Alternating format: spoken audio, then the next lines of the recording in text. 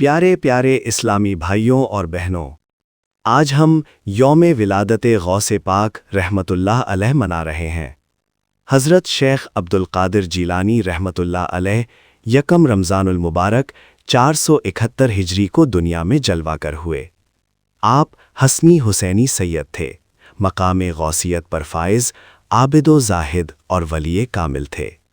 آپ نے علم دین کی خوب اشاعت فرمائی اور بے شمار لوگوں کو ہدایت کا راستہ دکھایا۔ آپ سلسلہ عالیہ قادریہ عطاریہ رضویہ کے 17ویں شیخ طریقت ہیں۔ ہم غوث پاک رحمت اللہ علیہ سے محبت کیسے کریں؟